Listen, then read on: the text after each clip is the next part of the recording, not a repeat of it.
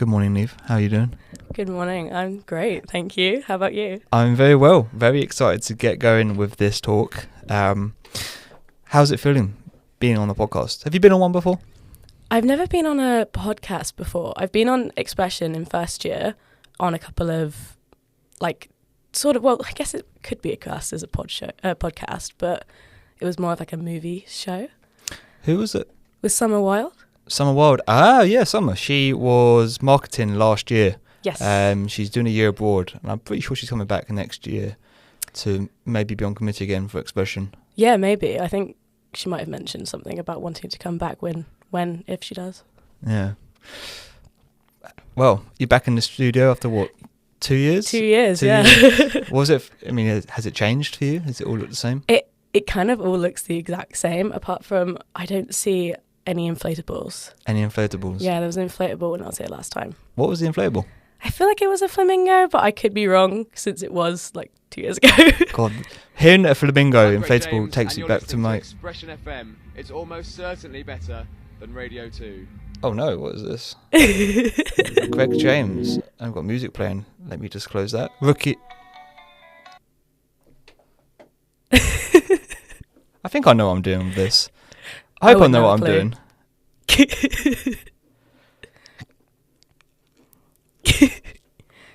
It's alright, it's just a bit of excitement.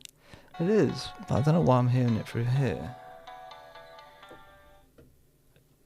Okay, anyway, back to that. That was a bit embarrassing, but it happens. It happens when you're a rookie, as I am. What we're talking about, plink, flamingos and inflatables. Yeah, so I remember in my first year, I lived at Rowancroft, which is the medicine branch, where all the St. Luke students live basically. And what I can remember is they used to have these socials where they would all dress up in pink. And you'd come back home. I'd come back home from like a late night. I think it was a social that I went to myself, and I see all these people dressed up in pink in these flamingos. And I was thinking, what on earth is going on? But you talking about flamingos sort of brings you back to that moment itself. Have you guys with Salsa done any wild socials like that? Well, to be fair, our Salsa lot really just like their social dancing. So we try to we'll just book a space and you can dance. But I think the most wild one would probably be when Luke, our social sec, organised a murder mystery for Halloween. And we all had roles because we had to try and figure out who murdered Anakin, which was Luke, our social sec. Oh. And everyone got weirdly into it. I was really worried that it was going to be like, we're not dancing though, so I don't want to do it. But everyone got really into it. They became like proper Sherlock Holmes, and it was so fun. And then there was dancing at the end. So that was probably the wildest one because everyone was in like costumes. Socials like that are definitely memorable, aren't they? I think one from X-Media for me that stands out was last year we did a Halloween social. So each X-Media society comes dressed up as like a certain theme. So yes. Expose were ghosts. XTV, I believe, were pirates. Yeah, pirates. Expression were vampires. And I believe Raz... Oh my God, what were Raz? Cowboys. I don't think it was the one... I don't think it wasn't this year. It wasn't this year? It was the last academic year. So our second year. Wouldn't know then. Yeah, I remember we had to do a apple bobbing contest. You know, I when you hate apple bobbing. I'm absolutely terrible at it. The guy I did it with, George, he pretty much carried me. I remember how you would bite out these apples that were basically bitten by the people before have done it before us. And I just remembering that we actually eventually broke the bucket and managed to cut ourselves on our chest and stuff. Oh no! Yeah, it was quite funny, and it was definitely memorable. I believe that was the last time we've probably done it, and I believe Monkey Suit probably won't be doing it again. No, that's a pretty extreme apple bobbing. The most extreme apple bobbing I've ever done is when I was like 6. And I insisted on going first because I didn't want anybody else's spitty mouth in the water because it was like a bunch of children. But my brother was adamant that he was going to win and he didn't.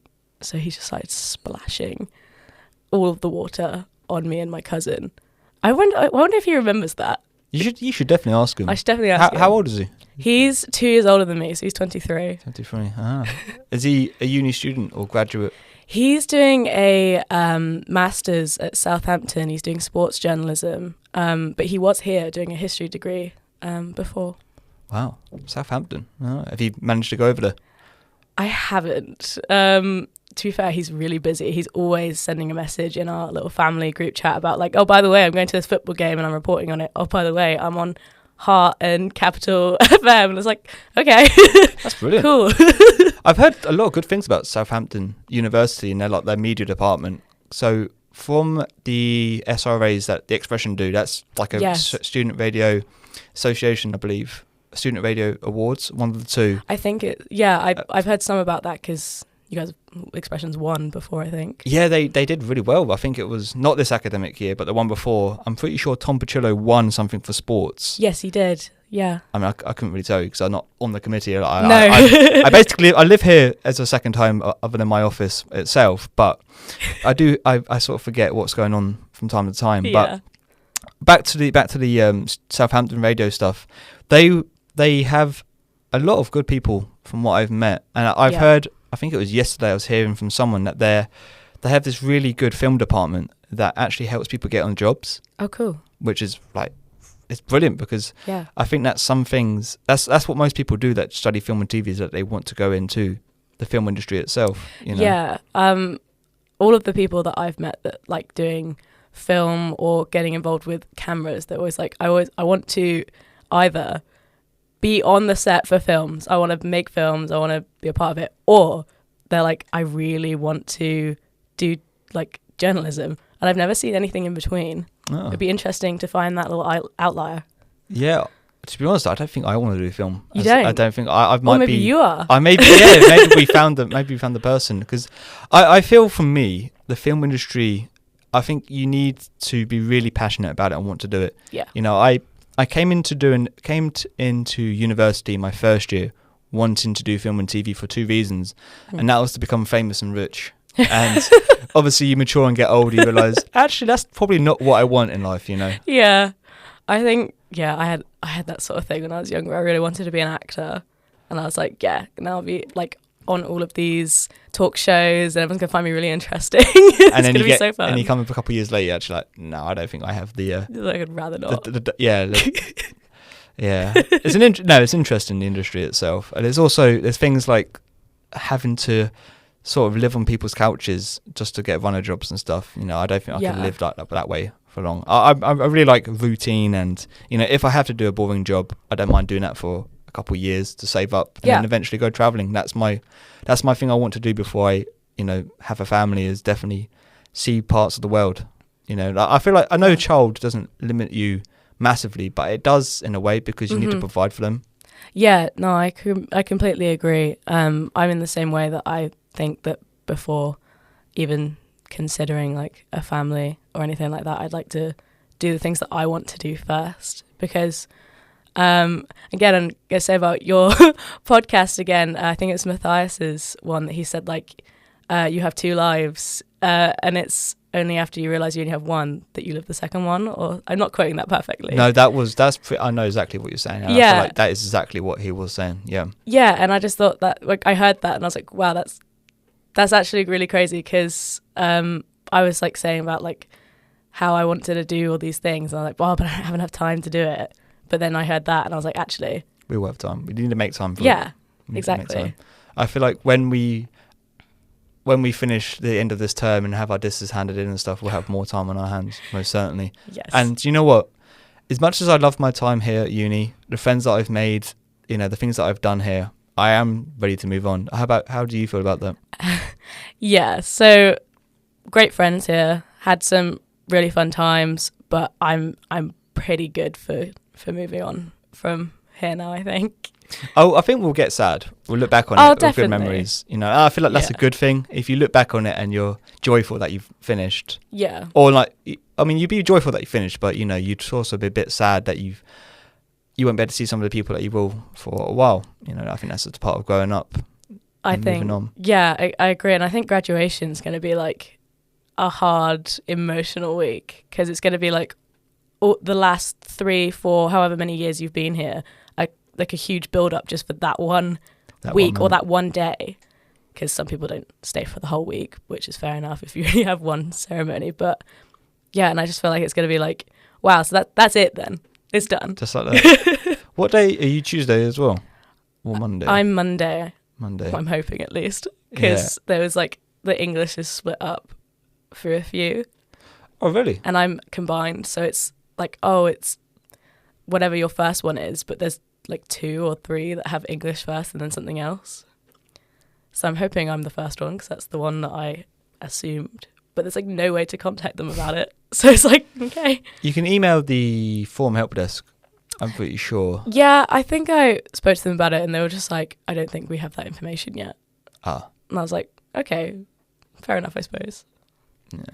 Who have you got coming down to support you? My parents are coming, obviously, as they want to come see me. My grandparents are hoping to come on my mum's side, and that actually really surprised me, because they just never leave Cornwall, like ever.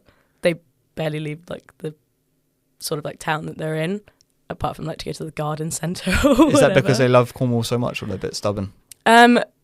My granddad certainly loves Cornwall. He's a proper Cornish man. But I don't know, I think it's more like, you know, they just like where they are, also health issues and stuff like that. So it's really crazy to me that they're coming up for like overnight as well, not just to stay and see the ceremony. And they're really excited about it, which to me is like, I was like, wow, that's amazing, because they haven't come up since I've been here. They visited my brother in his first year, but that was like five years ago or something like that. So like obviously health has gotten worse and stuff. But yeah, it's really nice that they're coming. It's quite beautiful. You know, the fact that you can have your grandparents here to, you know, celebrate with you on such a big occasion. You know, I think we're both lucky that we have grandparents that are alive. Yeah. You know, I know so many people that have not even had the chance of meeting their grandparents, or their grandparents that died at a young age, but we get to, you know, be able to celebrate such a big achievement for us with them. I think I'm like, I talk about this a few times, because there's like this thing about like how old your parents are. Like, I don't know if that was ever a thing where you're from, but it's like, I've noticed since coming here, I think we were talking about it before the podcast. In the XTV office, wasn't it? Yeah, and like someone said like, oh, your parents are like really old compared to mine. This is in Cornwall. And then when I've got to here, then I said like, oh, your parents are really, really young. So obviously my parents are going to like the people here more than the people back home. But like, I think I'm really lucky because I have grandparents on both sides that are still alive. Wow. Oh. Because I guess they're just younger than a lot of the people that I'm friends with. What's the age difference between you and your parents? So for me, it's my dad is in his 50s, and my mum is coming up to her 50s, I believe.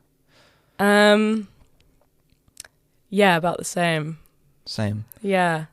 I don't know the exact amount, but yeah, about that. 20 plus years sort of thing. Yeah. 20, 30 years. Yeah, I think my dad might have been 30. And I'm not sure about my mum. and then when you think about it, your grandparents are then what, 25 years from your parents themselves? Yeah, I think so. My youngest grandparent has just turned 70. Wow. Yeah. That's my nan. She's the one that's coming. Yeah, she turned 70 this January, and she's the youngest one. All the rest, I think, are 70s to early 80s. Do you think you'll do something big for your graduation, or you just go out for a meal, celebrate, get some photos? You know, photos are obviously important. Yes. Because we're all going to be paying for our dresses, and, well, not my dress, but your dress, and obviously my gown and stuff. We all want to look good, don't we? Oh yeah, you'd be wearing a gown as well, of course. Yeah. I I will be wearing a dress also. That's a key part. My mum's very into this part of it. She's like talking about what we're going to get to wear. But I think the Sunday evening when my parents come up, we'll be going out for a meal with Luke, my partner, his family as well. So it's going to be like 12 of us. Oh my God. At the Harvester, because it's like one of the only places that can like accommodate such a big group with such bland tastes. No, the Harvester's a good choice because it's a carvery, isn't it? Yeah. I've gone for the exact same like sort of food restaurant idea with Toby Carvery. Oh, nice. But that's a bit of a tradition in our family that we would, every single one of our birthdays, so it's my brother's, my dad's, my sister's, my mum's would just go to Toby Carvey. You know, and I feel like I cannot break tradition for this. You Yeah, know, I have to of go to course. Toby Carvey. And does the harvester ask for a deposit at all? Or? When we called up, they didn't ask for a deposit. So, no, I don't think so. But they might closer to the time, I suppose. Yeah. Same with us. You know, they didn't ask for a deposit. Yeah. So it's really helpful as well. You know, knowing that they're not going to be pestering you with emails and stuff. Yeah. We actually like phoned up because online they were like, oh, you can only book up to 8. And we were like, let's see if we can just like push another table together and get them in. But then the Monday we're going to go to Cozy Club because it's literally the building next door to my flat, which will be nice. Oh, It's got good food in there. I've not been. Really? Cozy Club, right? Yeah. In Southern Hay. Southern Hay. No. It's really good. Yeah. There's like mostly meat options because it's like, it's not fancy, but for me it's fancy. Yeah, I feel like you wouldn't want it to be the bottom of the barrel Weatherspoons, but you want it to be like some expensive place that you go to. Yeah. Because at the end of the day, it's more about who you're celebrating it with as opposed to where you're going. Yeah. If you know what I mean. Yeah, it's just like a few of my friends saying like, oh yeah, we're really trying to get in the Ivy. And I was like, okay, cool. It's not that much better than anywhere else. Is that the one on the way to town? Yeah, it's like across from the Works and McDonald's. I can't picture it. The Works and McDonald's. It's on the left if you're coming from going towards John Lewis, or is it a bit farther than John Lewis? Like you said, opposite. Oh, the Ivy's in the it's by the cathedral. That Yes. little bit there. Yeah. Yeah, that does sound like it would be quite expensive. I remember when I was doing restaurant hunting for Valentine's Day, and I was sort of ticking off the list like, what's this place? 30 quid? No, thank you. 30 quid, nope. Eventually settled on Milne X, which... Ooh, I've been there once for a carvery with my parents and I really liked it. Yeah, it's brilliant. You may be paying a little bit more than what some other restaurants would be charging, but it's worth the money. Absolutely for worth the sure. money. Yeah, like when I went, it was like, yeah, it was just a carver. It wasn't like a meal, but it was really, really good and the service was great. Atmosphere was nice too. What more can we ask for? Eh? Yeah, I know. I went to Flamenca this Valentine's Day. I was going to ask, how was your Valentine's? What did you and Luke get up to? It was really good. It's just like we got home and we just immediately fell asleep. We were planning to watch some movies, but like just fell asleep because we really rammed the whole day. Started with Brody's. Because I've just been craving a Brody's for for ages.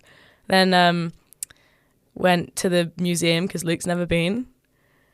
The one like literally across from Brody's. Oh, the RAM, the Royal Albert Yes, Memorial Museum, I think it's the RAM. And I can't go in there or walk past it without thinking about the fact that my dad, every single time we walk past it or talk about the museum or anything, he goes on about how there's a skull of one of Captain Scott's dogs in there. And it's like, of all the things that are in there, it's that he just always talks about. And it's like, okay, why? And he just has no reason for it. It's just something that stands out to him. Like, there's a huge taxidermy giraffe in there that they had to, like, build the building around. Yeah, it's the tiny skull next to the giraffe that he's like, yeah, that's the most important. But, yes, we did that. Then we kind of did some shopping because we just agreed, like, not to get gifts for each other. And we'd do, like, a little challenge where we'd go into a shop, set a timer, and, like, try and get each other something within a budget. We actually got the idea from my best friend from back home because that's what her and her boyfriend did on their anniversary. I really like that. Do you know what? I'm going to make a note of that. Yeah. Now, I'm going to steal it from you because you stole it from me. I actually think that's a brilliant idea. What did you get each other? In the end, we kind of Luke's not very good at staying to a budget, so it kind of fizzled out and didn't work. But we got each other some like clothes items. Like he got me a Gorillaz t-shirt, which immediately got covered in venom. That like a day later at the silent disco, so I had to wash it immediately. He got me like these suitcase separators. Okay. Which I don't travel that much, but I would like to. So it would be really handy for that, and also just going back and forth from home. Because actually, it really stresses me out when a suitcase is poorly packed. Yeah, you just have all the socks undone. You have all the jeans and the trousers just all mixed up and just, rolled together. Yeah. I think having stuff like that is very helpful as well, especially for peace of mind, knowing it's all, smartly and neatly folded. It's all looking good. When I was on Duke of Edinburgh, my group would always ask me to help them pack their bag or repack it, because everyone knew that I'd be the one that has the perfectly packed bag and theirs would all be like just junk shoved into it. And I was like, I don't have time to like pack my bag and then pack all of your bags too. And I just thought that was funny that I had that in secondary school. And then end of first year, Luke went traveling around Europe by himself, like on a solo trip for like the whole of the summer. And right before he left, he was like, can you pack my bag? Where did he go to?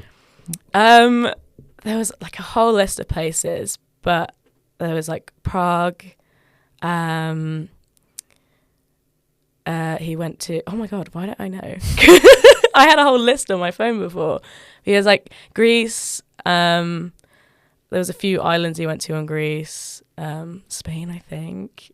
He ended in Paris, because that's the easiest way back. Oh my God, why don't I know where he went? This is a test. This is Poland. I think.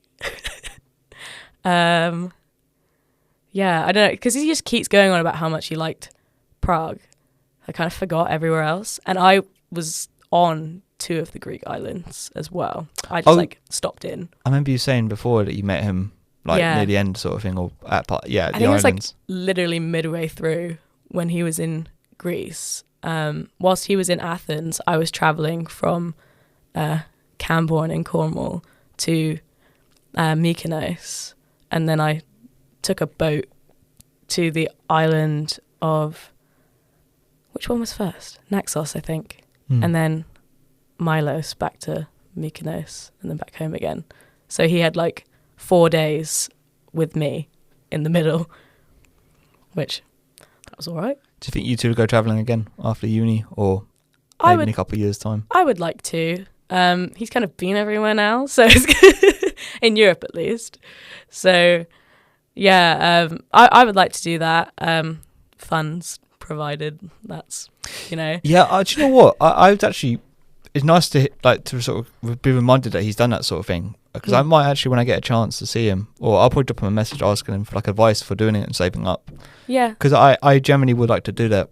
And we were saying earlier, weren't we, about like doing things before we settle down with families and stuff. That's something I would love to do. Yeah, he would definitely probably give you like this massive thing of information, like, oh, I did the Interrail and I did like la la la and I stayed at these hostels. But I mean, that's helpful. That's helpful. Yeah. And I would he happily, loves talking about his trip. I would happily talk to him about it. Yeah. I'm sure he's got good stories to tell. I think that I'd obviously love to go travelling with Luke, or Luke and friends, or any sort of travelling. But when I was looking at like plans I was making for like the next few years, because I was just thinking like, what do I actually want to do after university? He's doing a law conversion, so he's going to have longer in education than I have. Even if I do a master's or something else, he's going to be doing education and work experience longer than me before we both have like a job. And so I thought maybe one of these years I could do my own solo travel. That's a good idea. And I've been looking into it, and it's a lot cheaper than I thought it'd be.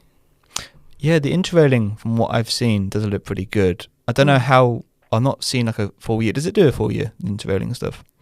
I haven't seen a full year. I've seen like, I think the most I saw was 4 or 5 months, but I don't think I'd want to do a full. Yeah, I think you'd want to come back and see friends and family and sort of tell them, and then obviously work a bit to save up some money, because I feel like, although it's nice doing a full year, you need to actually have the money to do it. Yeah, definitely. And also I think my mum would kill me if I just like disappeared for a year. She'd be like, no, that's unacceptable. She probably wouldn't even want me to do like a summer. What is it like when you go back home seeing your mum? From uni, that is. Yeah, it's really nice. Although I feel really mean, because it's pretty much every single time I leave, she'll cry. And I'm just there like, okay, bye. See you later. Yeah. And it's like, yeah, it's nice going home sometimes because I feel it's, I don't have to do as much. Because when you live alone or live with people that aren't your family, you do a lot more. Well, it's independence, isn't it? Yeah, you're very independent, very individual. Whereas, like, I'll go to do something in my house at home, like washing, and my mum will be like, "Oh, no, I'll do that for you." It's like, "Oh, if you insist." Like, I don't know. I feel terrible if my dad does that for me. You know, it was quite nice to go back home, and I really get the sense of love between me and my father when I do go home. I remember when I went back for Christmas, I was hiding behind my brother's bed. I mean, they knew I was home because they saw my bags downstairs, and they were running around the house trying to find me. Oh. I remember that my brother's door. Well, me and my brother share a room, but my dad opened the door. Yeah. And he just stood there. So I had a feeling like he saw me. He's like, the bastard's hiding behind the bed. I jump up to go and give him a hug, and he just starts bawling out in tears. Oh. And it's like things like that. You just don't realise how much people appreciate you. You know, Yeah. and it's so beautiful. You know, I do from time to time when I go home, I do get a bit tired after a while, but I feel like we all do. Yeah. You know, of seeing same people over and over again. But there's something that my friend said to me, I believe it was last week, that stuck with me is, you know, there's going to be a time in our lives where we really wish that we had all that time, you know, would kill for the time to be with them again, you know? Yeah. I definitely agree. Like, there's times where I'm like, I just want to sit and do nothing. I want to, like, just read a book or go on TikTok on my phone in bed, and I don't want to, like, do even something like small, like go for a walk with my parents when I'm back home. And it's like, and then when, like, I say no, I'm like, actually, I really wish I did that now, because I may not have actually enjoyed the walk, but at least then I would have done something with them. But I think I'm getting better at not saying no to walks. It's because I hate walks. It depends on where you're walking to, you know. What part of Cornwall do you live again? I remember you saying it was Camborne, was it not? Yeah, I live in Camborne, which isn't like beachy coastal. It's like a town in like the centre, but it's really not far to go to like wood bits or a beach or anything like that. We usually, if we go for a walk, we like drive to somewhere more accessible and then walk, then come back, which I say I don't like walks. I do like going for walks. I like chatting with people I did Duke of Edinburgh, bronze, silver and gold. I don't mind walking. It's just that I always come back and I'm in agony. So I'm just like, it just doesn't feel worth it. But I suppose in the moment I'm enjoying it, and then I get back and I like the pain sort of like gets rid of that, and I feel like it ruins it slightly. Is that pain in your knees or your feet? So I've got like chronic pain. So it's kind of everywhere, but mostly my knees and back. Yeah. So that sucks. Does not sound fun. No, but it is what it is, I suppose. Everyone's like, oh, okay, when I say that, and I'm just like, yeah. Yeah, I mean, I guess you just have to live with it, don't you? Yeah. Yeah, it really sucks. I think, like, not to get into this kind of conversation, but like for me, I feel it's just, you get very dismissed when you're young about pain, whether people realise they're dismissing it or not. Like, they might think that they're being like helpful, but they're actually just being dismissive. Because like I've spoken to people, it's like, oh, have you tried like sitting for longer? And I'm like, you could like have a rest, and it's like, okay, but that doesn't really actually do anything. It's one of those things that when you're not in the situation, you can't really assess someone else's life. You know? Like, I can't sit here and tell you what to do because I'm not experiencing what you're experiencing. You know. Yeah. But I don't mind that from people so much, because they really like, why would they have any idea? Like, it's not down to them to know that, oh, I've actually heard to do yoga about 1 million times and it doesn't work. But like, when it comes to like doctors and things, when they dismiss, that's what irritates me. People saying things that are just kind of unhelpful, that doesn't matter. But they're not professionals, are they? Yeah. They've not spent 5 years plus of their lives getting a degree in and working. Yeah, they're just trying to help. But when a doctor's like, "You'll be fine. You're okay. You're young. Don't worry about it." It's like, okay. Well, it's very impressive that you've managed to be, a salsa dancer. Yeah. That's very impressive. How long have you been doing that? Was it 2 years, 3 years? I started October of my second year, so it's like a year and a few months, which it feels like a lot longer in a good way, not a bad way. But yeah, I progressed pretty fast because I used to dance when I was younger. Not anything like salsa. It's completely different. So much more fun. But yes, I feel like it feels like it's been longer just because I sort of like went up the levels or whatever you would call it a bit faster. And people were surprised when they hear that I've only done it for like a year and a few months. Yeah, well, they said I think that help that you've done dancing when you were younger helps you really sort of know, the rhythms and the movements. Yeah. It really shows when I've been to classes. You dance really well. Oh, thank you. And I think at our Media times Salsa charity event that we did, when you came and Harry from Expose came, I thought it was really crazy to me that, this is going to sound kind of rude, you guys were really stiff when we first started, but it was just crazy to me that how in an hour you guys had improved drastically. Oh, thank you. And I was like, wow, that doesn't usually happen that quick. So I was like... Do you know what? I went into that thinking I wouldn't enjoy it. I'll be totally honest with you. And I came out of that thinking that was brilliant. That was so fun. I did get a membership and I did go to a couple more classes. Yeah. And, I will put my hand up and say I've not been since the end of term 1. This term is scarily busy. Yeah. I'm sure you would know as well, being a final year, Yes. having to go for dissertation stuff and then being on committee for society. And then when you've got done that, you've got to think about your future and stuff as well. So I'll hopefully be able to do another class or 2 before I finish. Yeah. Well, I'd obviously love to have you back. We're going to have classes in term 3 too. So You're going to? yes, Perfect. we did last year. So I'm assuming we would this year, especially since a load of our members and committee are still going to be here. Do you know anything about timetable? Would it be the same? I imagine it would be the same because the teachers we have, they're not related to the university at all. Because you hire them out extra. Isn't that how all dance societies do their sort of training and stuff? They hire out an instructor outside, external to the university, and then they just charge tickets. Yeah, I think those that do, because a lot of them have student-led dance classes, which is fair enough. If you're that good, you might as well.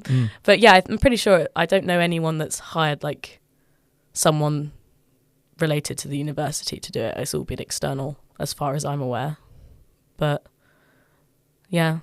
Trying the salsa thing as well was sort of like one of those things that when you try something new that you don't think you're going to enjoy, it's always still worth trying as well, because you come out actually really enjoying it sometimes. Sometimes you might just really hate it and never want to do it again. But it's that thing of giving it a go, and it's worth that risk of not enjoying it to maybe enjoying it. Yeah, I did the similar thing with climbing or bouldering, because Luke and Harry climb, and I mostly just watch them and take pictures and sometimes read a book. But this year I gave it a go. The first time I was a bit iffy about it, but I think now that I'm a bit stronger and a bit more confident, the last time we went I actually really enjoyed it. And I'm not very good, but that doesn't really matter, because it's just like, it's not about being brilliant. It's just like fun. But also a really good thing about being a beginner and not that great is that nobody's doing the walls that I'm trying to do, because everyone's doing these really complicated ones. So I have the wall all to myself. What is the climbing process like? So you have beginner, intermediate, advanced, or is it just as far as I'm a aware? Full wall? Yeah, there's a wall like with all these holds, different colour holds. And I was looking at the board on the wall last time we were there, which was like last week or the week before. And each colour is a different grade up. And there's like 10 of them. And like the grey and the whatever colour is beginner, most beginner, and then like black or something I don't actually know the colours, is like the hardest. And yeah, each one just progresses up slightly. So it's not like beginner, intermediate, advanced or anything like that. It's like just a gradient of just progressing in how hard it is. And you got, sorry, go on. I was just going to say, like, but I'm still on the grey. Nothing wrong with that. As long as you're trying. Yeah. It's also nice to hear that you bring a book with you to read it. You know, I'm a big believer in taking a book with you wherever you go, and you never know, maybe you get an extra 5-10 minutes waiting for someone that you can read a page or two. You know, what are you mostly into? Fiction, non-fiction? Yeah, fiction. Because I don't know, I like the creative part of it. Wait, am I actually, as an English student, am I saying that the right way? I always get them confused. It's fiction is the fiction like, is the make-believe stuff. Yeah. Just for a second was like, actually, is that even the right You're portraying your English roots by not even knowing that. It weirdly happens a lot. I just had a few people asking me about that in creative writing, like, are we writing fiction right now? I'm like, yes, we are. I think. But yeah, fiction, because I quite like the creative part where anything can happen. Weirdly, really enjoying children's books at the moment. Oh, because I'm doing a children's book and YA novels module. That's the only module I'm doing this term other than my dissertation. And yeah, it's weirdly way more enjoyable than some of the adult books that I've read. What books are you reading then for the module? I'm currently reading my professor's book. It's literally so small. I'll probably do it in 2 sittings of like 20 minutes each. But it's called like The Secret Railway. Not heard of it. It's like, it's just like really fun and whimsical. And from the first page, there's like characterization for each character, and they're like very individual. Whereas I think a lot of YA/adult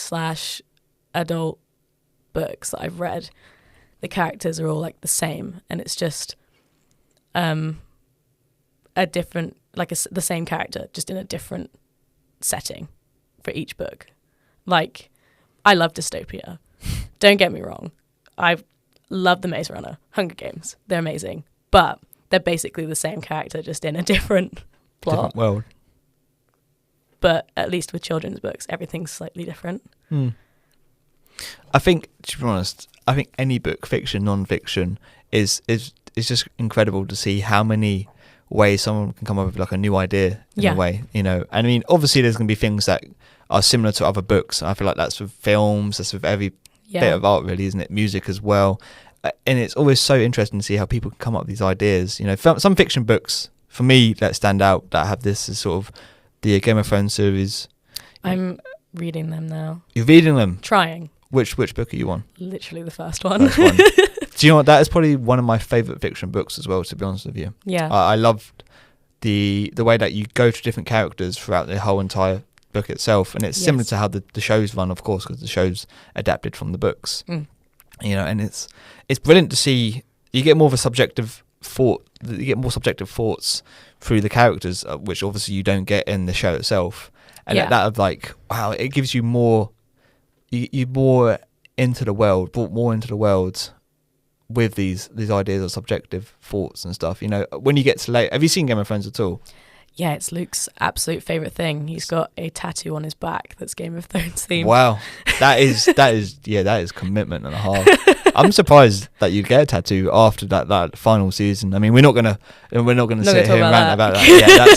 Yeah, that's for another time. That is, but yeah, it's just incredible, really, what people can do with writing books and stuff.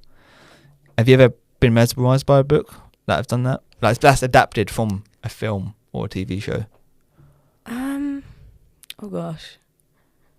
I mean, anyone from my secondary school that remembers me at all, from the beginning of secondary school, knows that I was the biggest, and I still really love it, but the biggest Maze Runner fan. Maze Runner. And I liked every single book and every single movie. And even though they were drastically different from the books, like there was things that I suppose they just could not put from the books into the movies, could just CGI would be insane. Like there's in the second book these weird like metallic-y gold orb ball things that fall from the ceiling and like burn your head off. Oh wow. Sorry, big graphic, but like they just didn't add that in, which is fair enough because that's an insane thing to have to add into a movie CGI wise. But like even though they were so different, I like thought they were both amazing, and like the world building, the way it looks, like this like desert scorched land from the sun exploding, like it just all really captured me, which I know it's not so like renowned as like Game of Thrones or something like that, but that was the thing that like I was like, wow, I really love the fact that exactly what I pictured in my head is just being shown on the screen. You can do that with non-fiction books as well. It sounds weird, but I'm doing it a little bit with my Oppenheimer book that I'm reading at the moment. Oh yeah. And trying to picture Cillian Murphy doing all these things, Emily Blunt doing all these things with the actual characters that they play from the book. Yeah. It's interesting. I think actually having films and TV shows helps you to picture what the characters would look like. Unless there's like drawed or you've seen fan fiction or something like that. Yeah. That helps you to paint that picture. Yeah. Oh God, what is it called? Is it Killers of the Sunflower Moon? Is that Scorsese's new film? Is that the one you're thinking of? Yeah. Yeah. I watched that, and then just happened to be like the next day I saw it in the library, and I was like, oh, interesting. So I read it, and they had pictures of what they actually looked like for some of the people, and I was like, wow, that they didn't look anything like what they do in the movies, because like I don't know, I think they just like got like the, you know, attractive celebrity playing the characters, and it's just like a ordinary man they've taken like a picture of, like caught off guard, like whereas in the movie he's just like always, you know, proper, apart from when they like put a bit of dirt on his face to make him look more rugged.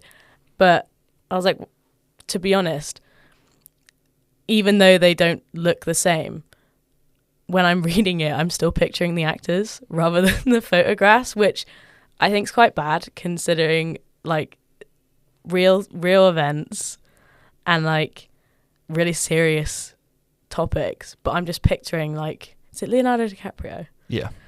Picturing Leo in my head rather than this awful man that did awful things. It's like, but at the same time, I wouldn't have known about it without the movie. What did he do? I've not seen the film or read the book. It's basically following the Native American people and like their murders. Like there was a group of white men, powerful white men, and they sort of started to murder a lot of the Native American people and like covered it up.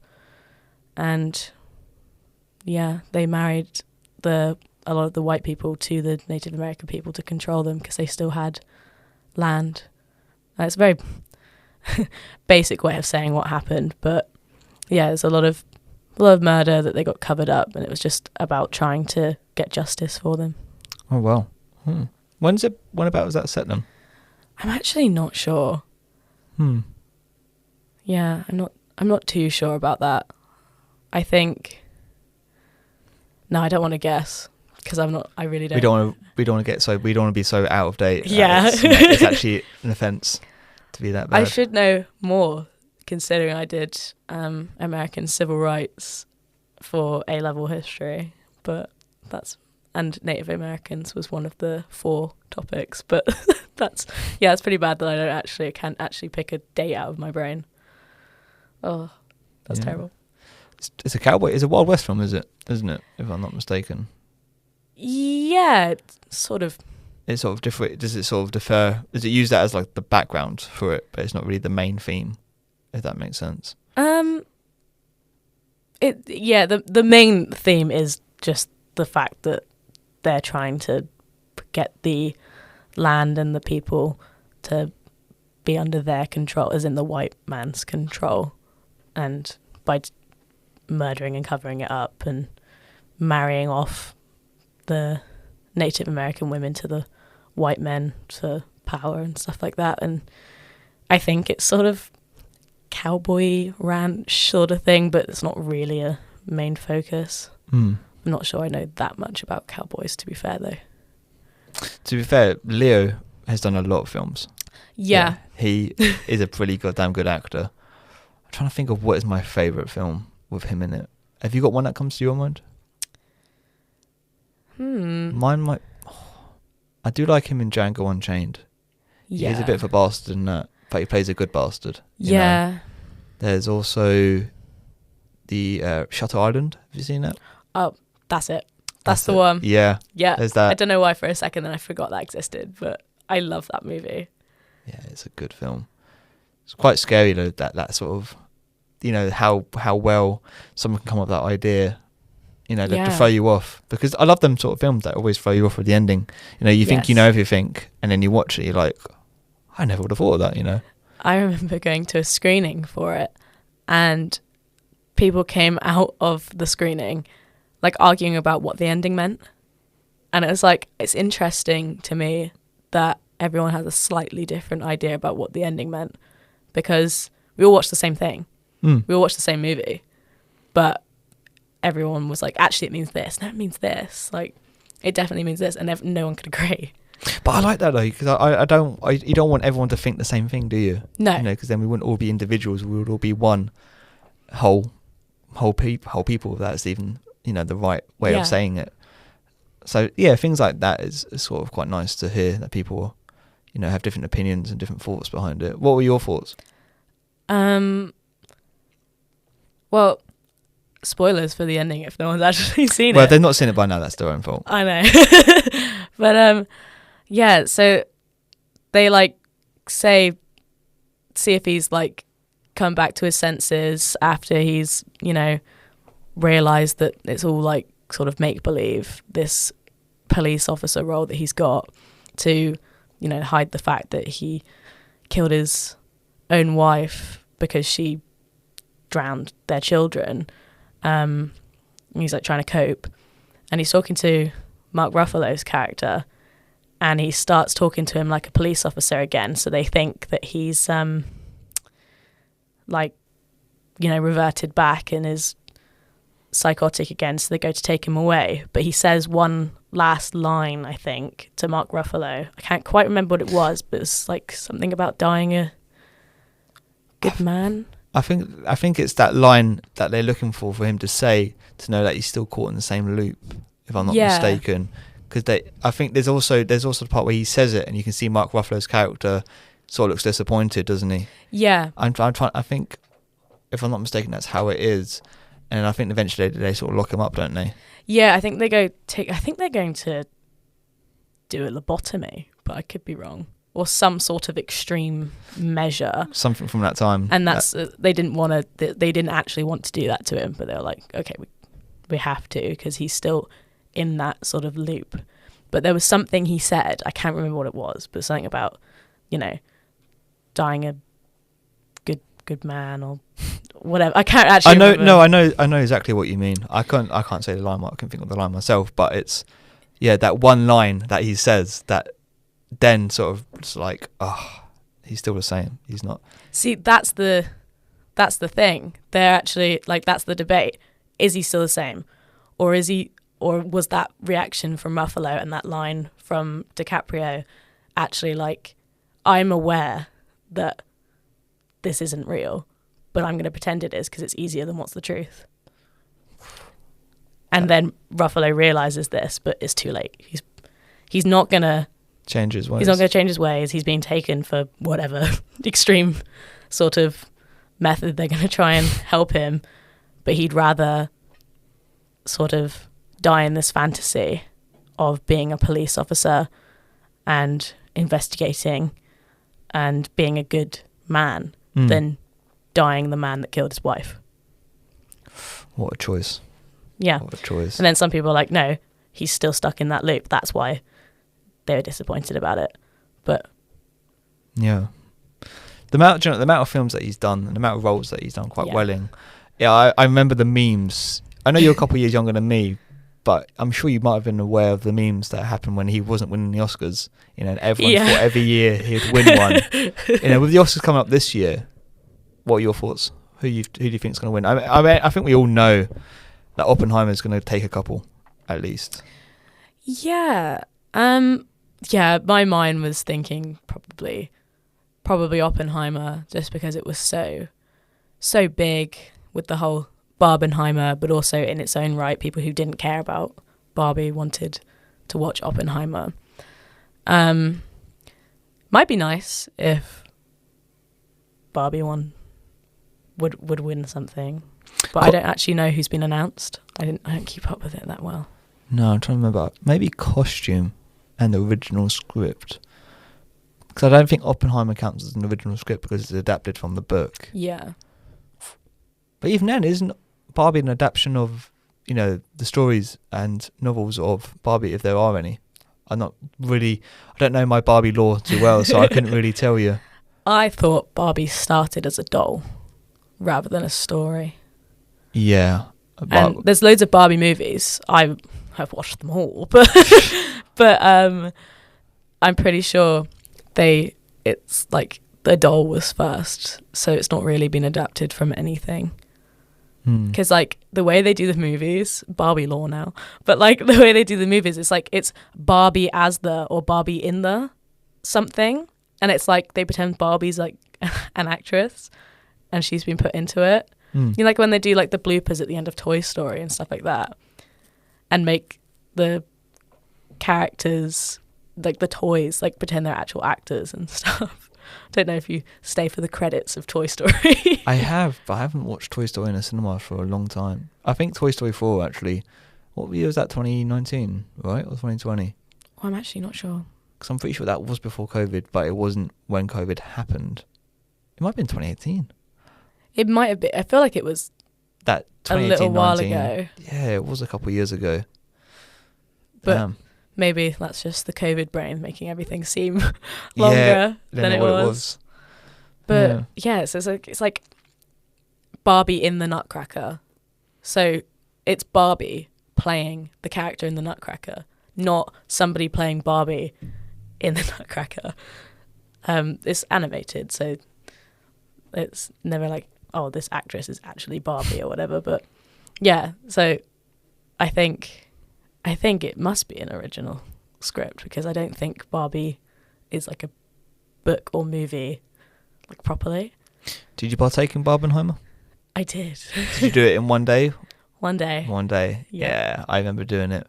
I did, obviously wore the pink as well. I just remember, you know, a bit graphic, but my arse hurting so much from sitting in the cinema for so long. You know, watching back-to-back films. Yeah. We watched Oppenheimer first, then Barbie, I'm pretty sure. Because it's like start melancholy and then liven it up with some fun Barbie. Some pink, yeah. Although part of it for me of Barbie was actually quite sad. Which parts? The speech that is it America Ferrera? Is it like when she's with is it random Barbie? The Barbie that's like... Yeah, the weird Barbie. Yeah. And like all the other Barbies, and she's giving this speech about basically just womanhood. And yeah, actually that really got something in me.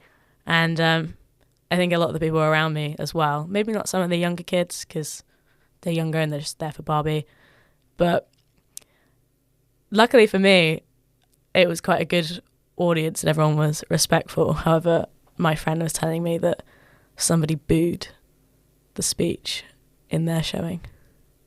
And it's like, okay. Everyone has different opinions, though, don't they? Yeah. And I was like, was it a man? And she was like, yes. And I was like, okay. Oh no. Because it would be really, really weird if a woman booed the speech, in my opinion. Because it was, to me, incredibly poignant and true. But what was the speech again? it was just talking... Not the whole thing, obviously, line for line. Yeah, no, I wouldn't be able to do that. But it's just... sum it up, it was just basically about what it's like to be a woman, and like how we have to do twice as much to get ahead, and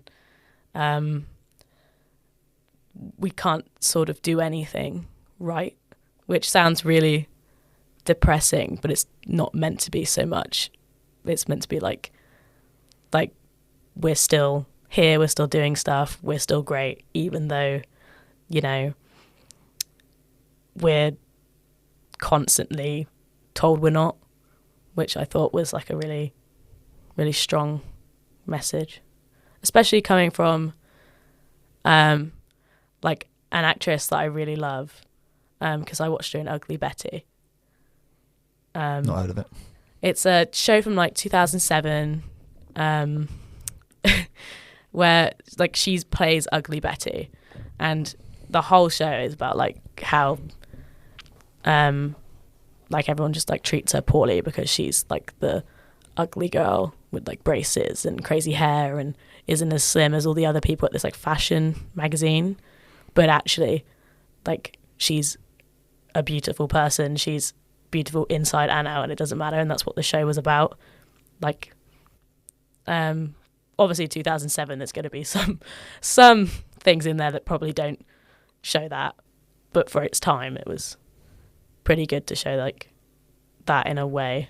And then she came in and played that role in Barbie. To me was really cool. But yeah, it's hard really to comment on films, and you know, the thing of womanhood now, because you don't want to sound like you come from either. You want to try and be quite balanced of what you say, you know. Yeah, you don't want to make it a political argument, because then it can make it sound worse than what it is, especially with social media. You know, I use Instagram for XTV, and I sort of scroll down through it, and I think I'm happy I don't use this anymore, other than for, you know, its main purposes that I think it's best for, you know, the marketing. Like, I use it for the show and stuff, but I think there's a big thing with polarizing and politics, you know, and it's quite a shame really, because there's the younger generation that will always be more, you know, susceptible to it. No, they're more likely to fall into the trap of it. Yeah. And I think things like that can definitely bleed into it. Do you know what I mean? Yeah, I try not to look too much at anything on social media when it comes to anything sort of political, because I know that somewhere there's going to be something like incorrect, false news, or something hateful or anything like that, or just general, just random information. I try to only use Instagram and Facebook and all of that stuff for the purpose of seeing friends and people that I don't see that often, like what they're up to and stuff, 'cause it's quite nice. Marketing, like you said. It's also good for cats and dog videos. Cats and dog videos, yeah. Yeah, I get a lot of rat videos. Rat videos? Yeah. I get duck videos sometimes. Yeah, and ducks. I think there's ducks in like cups and like these little, you know, little teacups sort of just chilling, and that's so adorable. So I'll send that to my girlfriend from time to time. Yeah. And she'll send me something back. But I think it's also depending on your sense of humour. You know, are you into dark humour or not? I think it's got some good stuff for there. Yeah, definitely. I get sent like from like my mum and Luke, like really cute animals and stuff. And then my cousin and my brother, they send me like the memes and the atrocious stuff. And I like my not For You page, that's not the same on Instagram, whatever it's called on Instagram, like the search page. That bit when I go on there to look for rat videos or cat videos, there's like this weird mix of writing tips, cute animals, and atrocious stuff because of the stuff I've been sent. You need that balance, don't you? You don't have to be all too cute. Although it sounds nice, you need something that's like, oh wow, I forgot that exists. But you need that. It's quite funny. But although that blocks out any of the false news, which is quite good, because it's just like this so overwhelmed by atrocious jokes and cute rats that I just and it does show you the good parts of social media. You know, I'm quite critical of it. I do really think it is a tool for promoting your business or anything you do productive and creative, you know. But I also do think it has a lot of drawbacks to it. Yeah. In terms of how it affects you mentally. I know that's a thing that everyone hears it's a big thing that people talk about, the role that social media has on your mental health. Yeah. You know, it's quite scary really when you think about it. You know, our parents never had this sort of thing, and then when they go into it, they use it differently or think about it differently than we do, because they just post photos of their kids and stuff and to say how proud they are. And then there's us, sort of, we use it in a different way. It's good for like texting as well, of course. Yeah. But I would say, like, I agree with you completely about how detrimental it can be. However, I've been so negative about it, but lately I've been a bit more okay with it because I follow quite a lot of charities on Instagram, weirdly. Like, I know it's like not the best place to get your charities from, and I keep seeing how much of a difference social media has made for charities that I'm like, probably shouldn't hate on it that much, considering it has made a huge difference. No, I don't think there's anything wrong with hating on it, but I think it's more about being realistic about it. Yeah. You know, I think you can look at it with a pessimistic lens in terms of how it affects you mentally, but looking at it through an optimistic lens with what it can do, the good that it can do, such as the charity stuff. You know, I think that's a big thing that we all need to, you know, sort of look to, is charity. You know, helping others. Yeah, it really helped me when I did my swim for dementia in my first year. I must admit I didn't do one last year, so I should probably do that one this year. But yeah, I did a swim for dementia in my first year of uni, and I got way more money than I expected because I like put it on my social media and my flatmates shared it, and they all generously donated. That's sweet. Yeah, so it really did help with that, because it really got the word out, because I initially put £50 down as what I thought I'd raise, because I was like, I don't know that many people, and I can't expect people to donate more than like a couple of pounds or whatever.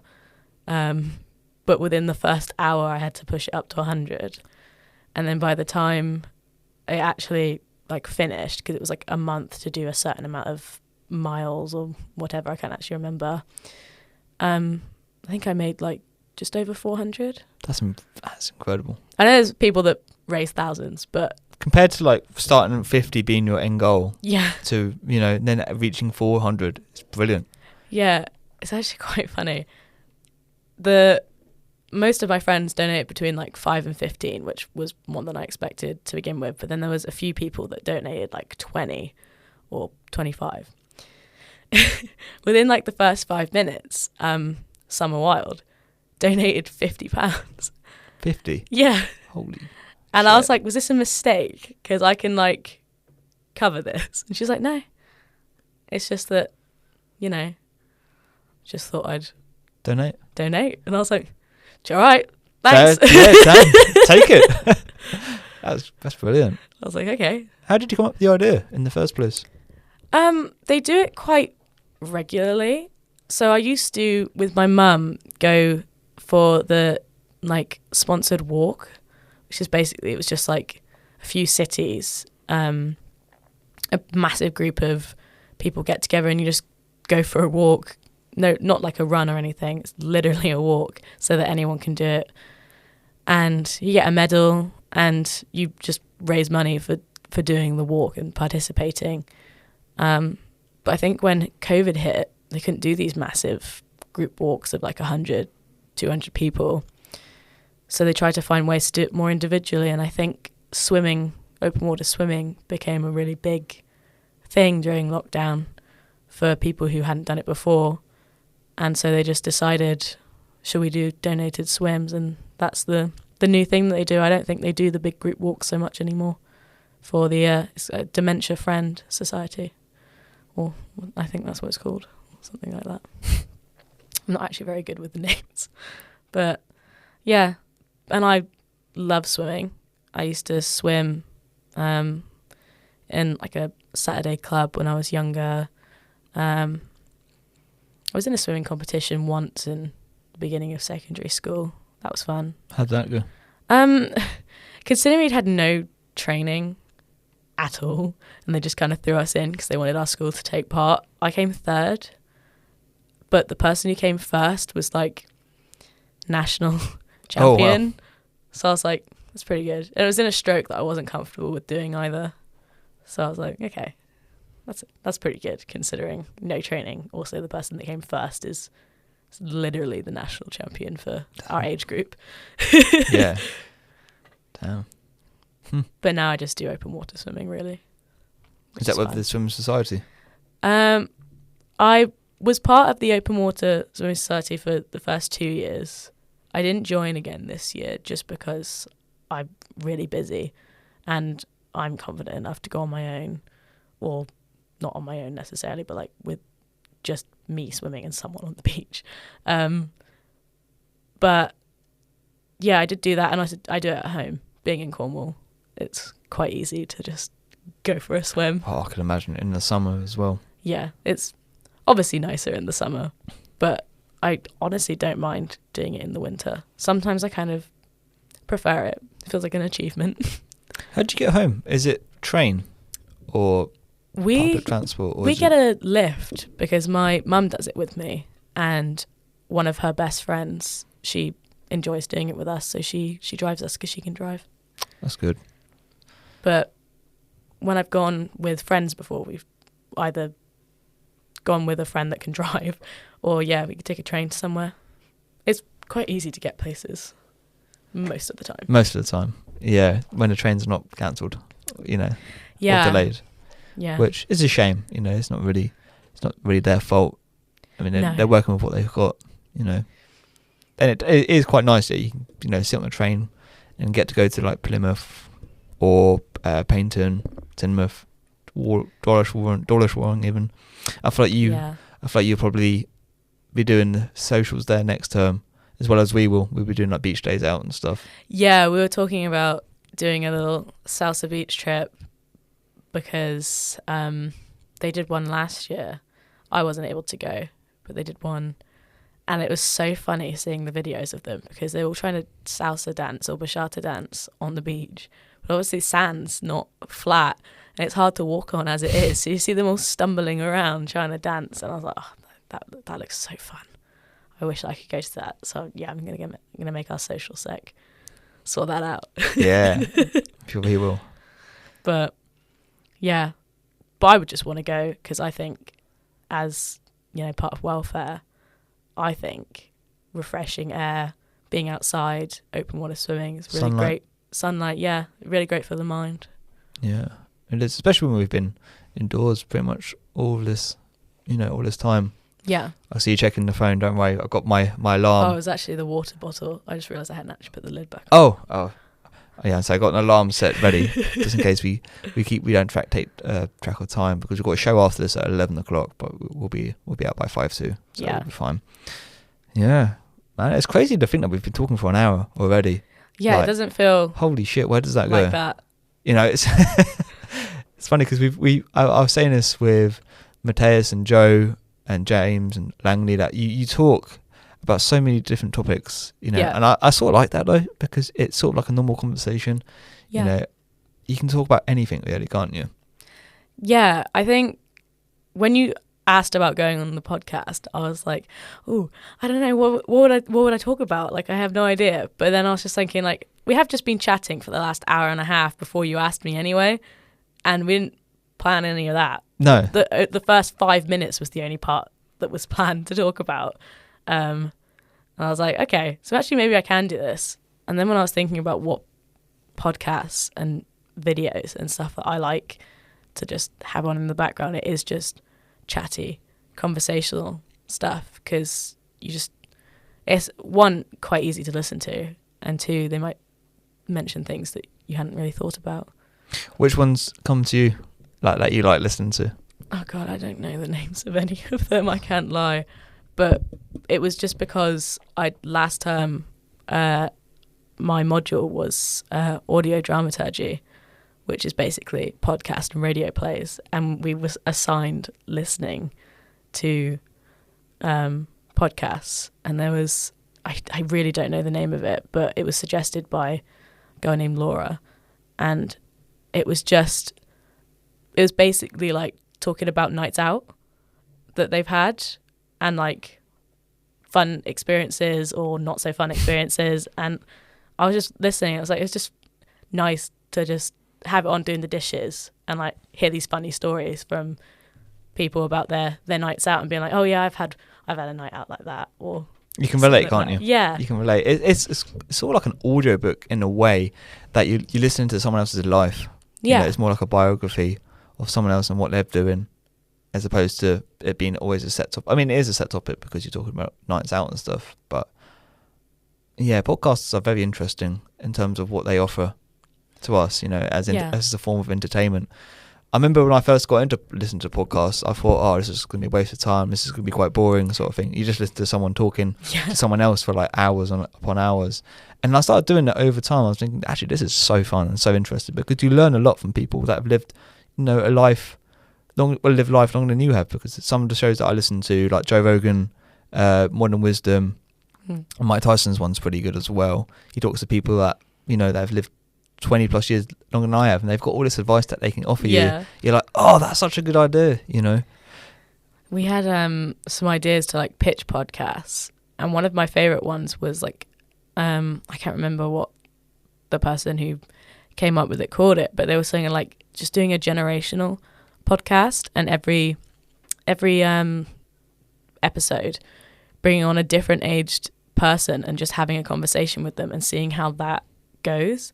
And like seeing the difference between what conversations come out with, say, a 70-year-old, a 30-year-old, and a 10-year-old, just to see what they're interested in, what they think about certain things, and just seeing the difference between generations. You should do like a Benjamin Button sort of thing. Yeah, they start from like 99 and go to like all the way down to 1, and then the final episode you talk to a baby while they're crying on the mic. That one would be an interesting one. Yeah, I think only some people would stick around for that. I feel like you'd probably need a lot of permission as well, and a lot of parents watching. But yeah, I thought that was a cool idea because it'd be interesting to see what sort of differences they'd be between like 20, 30 years of age. And it's incredible to hear how much money people would make just from sitting there talking to a microphone. Yeah. It's just crazy, isn't it? You wouldn't think that you'd be paying people make millions just from sitting there, you know, talking about whatever for about like an hour, and they're making all like thousands and some even millions. Yeah, it's incredible, really, how much people can make from such a simple medium. Yeah, that was one of the things that we talked about in that class, and it was like, why is it so popular? How do they make that much money? But I think it is just that enjoying the, you know, listening to something relatable, the easiness of a podcast as well, like the listening part of it. You also feel like you're in the room actually having a conversation with someone as well. Yeah. In a way. I mean, you're not contributing to it by talking, but you're listening in, which feels like, like you feel like you're in the room actually, you know, you're involved in the conversation, which is quite nice. I think definitely, I feel like it's got more popular since COVID though. Definitely. Which is quite telling really of how, I think it's probably down to how much we realised how important social connection is from those lockdowns that we went through. Yeah. Which was funny because that was, 4 years ago? Wow. Damn. Yeah, almost like, because March is coming up. It's nearly exactly 4 years ago. Jesus. Because, I remember it was the day after Mother's Day. March, yeah. Yeah. 2 weeks, I think that was two or 3 weeks away from today, I'm pretty sure. Something like that. How was COVID for you? How were lockdowns for you? I think it was like a lot of ups and downs. In the first month, 2 months, I was loving it. It was the hottest April ever. I just for the first time got Spotify, which I know a load of people already had it before then, but I had just got Spotify. So I was like reading for the first time in ages. And because year 11 GCSEs didn't have a lot of time for reading, and I was listening to music. It was sunny. I was feeling good. But then as it started to drag on and school started up again after the Easter holidays, and my laptop broke and I didn't have any way to do schoolwork, but I was falling behind, and everything. And I felt like I was stuck. That got worse. Then when they slowly started to let people back out, I felt like I couldn't leave. I was like, I don't want to leave the house anymore. I don't want to go any further than my garden gates. And I was like stuck. And I just like went to the beach once, and I was like, that was too much. Just to go to a place that I usually loved. It was weird that I wanted to get out, but as soon as I was given the chance to, I felt like I couldn't leave. It's weird, isn't it, how it affects your mind like that, you know, being locked at home, being indoors for so long, and how it just really transforms you to be quite anxious for going outside. Yeah. It's scary because then that's what we're meant to do, really, is be outside. Yeah. You know. It was a weird time. And I just remember like I stopped talking to people. Not like in person, obviously, because you couldn't see anyone in person, but I just stopped talking to people on like any sort of social media or text or whatever. And I remember our teacher for drama gave us a task to do. It was like to learn lines or something, do a Zoom call, learn lines. And I just did not turn up to the Zoom call. And I popped up in the drama group chat to be like, sorry, I did come. I just like didn't want to. I just didn't feel like it. And they were like, one of them was like, I'm not going to lie, I was worried you would no longer hear. Jeez. And I was like, why didn't you try to contact me if you thought that was the case? He was like, I don't know, I thought maybe you were in hospital with COVID or something worse or something, because like you've just gone for a month and a half, 2 months, just gone, because they couldn't see me uploading schoolwork. That was the only thing I was doing. It was sitting, doing basically nothing, or schoolwork. And like they were like, yeah. And I was like, no, I'm not dealing with COVID and lockdown very well. And they were like, yeah, that's fair enough. And then when we went back to school, they were like, yeah, that was really weird. I was like, that was a weird time. And I was like, yeah, it was strange. But hello again. Hello again, welcome back. But yeah, what was extra weird was that some people I never saw again, because they never came back to school afterwards, because they had like they were vulnerable, so they didn't come back. They did online school, which they were allowed to do, and I never saw them again, because by the time I left, they were still inside. And and I was like, wow, that's really weird that we just went home from school one day, didn't come back until months and months later, and then some of them just never did come back. Like not terrible, not they died. Or yeah, something, but like just they never came back to school. Damn. Yeah, I was like, that's really crazy to me. Did you have your prom? So in my sixth form, they do a winter and summer ball, and they're not like extravagant like prom. That's for year 11s, but they're still like a really cool event. And we're supposed to have a summer one at least, when we were in year 13, when everything was like basically gone. But then they sort of denied it, because they were like, we can't really do it because still sort of some things in place, because in the summer the tourists came down and brought all the COVID with them, so we were still in a higher level when they had those boundaries. The tier restrictions, yeah, like 1, 2, 3 and 4. Yeah, we were still in a higher one in Cornwall, because it just got we were in the lowest until summer, when people came down, and then we shot up, and yeah, we weren't allowed to do it. So I only had one winter ball, and that was in like November, December, before COVID sort of came here, which is a shame. But to be honest, I never danced at anything yet. I was not comfortable with any of that. It wasn't until I came to university on the first night, well, the second night, we went to a disco at the Ram, A And disco at the Ram. Yeah, like the Huh. tent outside, disco in the Oh, Ram. I see. I was thinking, how are they doing that indoors? That's No, impressive. they did it in the tent with like a extremely loud DJ booth, and that was the first time I'd ever properly danced at like a party or anything. Because the only time I've been clubbing was at Unit 1 when I visited my brother. Oh, God.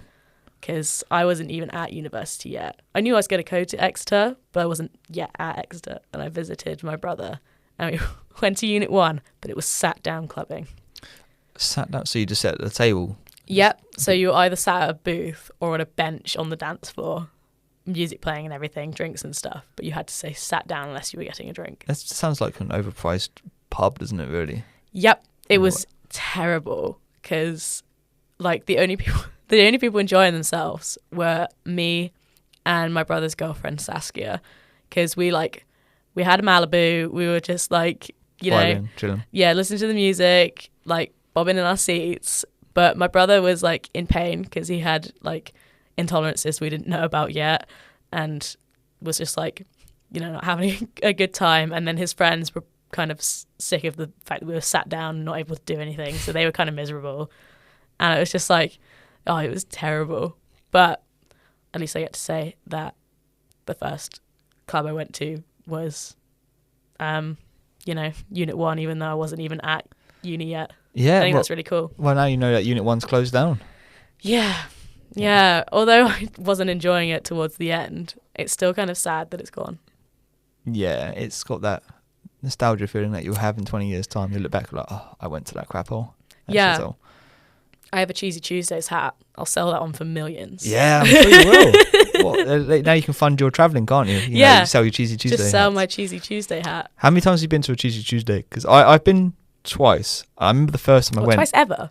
Twice ever. Is that it? Yeah. Yeah. I remember I went because my friend convinced me to come, and within like minutes, I was already hating it. I heard Barbie Girl, and I was thinking, how the fuck do you dance to this? So I remember looking at him after it finished and just walking out the club completely. Next time I came, it was actually pretty good because you did have a good mix of songs that not cheesy, but more the noughties music. So you had like a bit of Rihanna, you know, older stuff. Well, older for perhaps you because you're younger than me. So but stuff that I used to listen to in the 2000s, and that I enjoyed it more then. But I feel like probably because I'm a bit older and clubbing's not really my scene anymore. You know, No. that's probably that's a big reason why I don't go clubbing. Yeah, I can't say I do it very often. It's not my favourite thing. But it used to be, it definitely wasn't in the end, but it used to be Harry Craig's favourite thing. He loved Cheesy Tuesdays at Unit 1. And we went quite a lot. I don't actually know how many times I've been to Cheesy Tuesdays, but in first year it was a number of times, and then last year it was at least 2 or 3, and then this year I've been once. Yeah, but as you get older, I feel like you'd rather stay in, maybe chill with Luke or your housemates. Yeah. How did you actually meet Harry? Was it for Harry first year? was in my first year flat. Yeah, there was 4 of us to begin with, and then it became 6. It was a nice even split of 2 girls, 2 boys, and then it was 3 girls and 3 boys. But yeah, he was one of my flatmates, and yeah, just stayed friends, which is nice, because that doesn't always happen. No, it doesn't. I feel like some people get quite lucky with their first year housemates. Yeah. And that they would be with them for the rest of their time at uni. You know, I didn't have the same case. It's not that I didn't get along with my housemates. The people that I lived with in first year were just they're good guys, just chill dudes, you know. Yeah. But I feel like they're people you get along with but wouldn't be friends with in the long term, you know. Yeah. And I moved in with people that were through my course. You know, Cool. well, one of them he's on my course, Will, and he knew our other housemate Troy, who we all lived together last year. This year it's different. It's me and my friend that came to uni with, you know, because we've known each other since like 2016. We both took a year out, both went to the same college and stuff, and then we decided to live together for the last year, and it's probably one of the best choices that we've made, you know, because the amount of banter we have is just unreal. You know, you could have a bad day, you walk in through the front door, you see the kitchen lights turned on, and you know you're going to walk in there, get abused, and give the abuser back, but you know you're going to have a good laugh by the end of it, you know. And it's so important to have those sort of things that you can have a bad day and you're able to sort of relax a little bit, you know, and sort of not forget about it, but take your mind off it for a bit. Yeah, I obviously don't have the same thing because I'm only living with Luke this year. We're like sharing a studio flat. Or maybe you give each other healthy abuse. Yeah. To be fair, actually, to be fair, to be fair, there is a level of banter, but I don't have the like. I think the thing I like is that I invite friends around, or I go and see them, but I don't have to have their mess in my flat. Because like for me, it was like the food on the sides.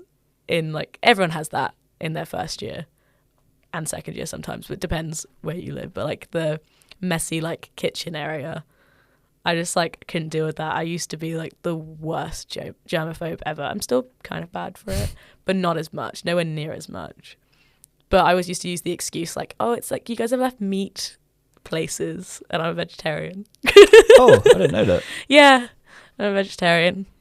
But I used to that excuse, but it was just the fact that I didn't like the smell, to be honest. But I used like it's chicken and fish and stuff, and I don't eat that, so you should get rid of it. Yeah, I think as well as you it's nice to have a tidy place because you feel quite relaxed and sort of you can look at it like, oh, I've tidied up, the house looks good, or the room looks good, you know, and then as opposed to where it's got all shit all over it, like your clothes and stuff and your plates, your dinner plates, whatever, you've got crumbs all over the floor you need to hoover up. And when you get it done, you're like, oh, I feel good. Yeah, I love a big clean. I will say at the moment, me and Luke keep doing mini cleans because we just don't have enough time to do a big clean. Damn, it's been an hour and That's 26 crazy. already. Yeah, but mini cleans and keeping on top of it is good, especially when you're both busy, which I'm sure you both are. Crazy busy. Welcome to uni life. Yep. But it's also good to hear that you're making the most of it. Yeah. Niamh, I'm afraid we are running out of time. Can you tell people where to find you? So my Instagram is niamh.r.k. Facebook's just my name, Niamh Kemp. I don't really have any other social medias, but you can also follow the Salsa since I'm on committee for that. It's Exeter Uni Salsa. I would recommend it. They are a lovely bunch of people. Yes, great committee. Niamh, thank you for your time. Thank you for having me on. See you later, everyone.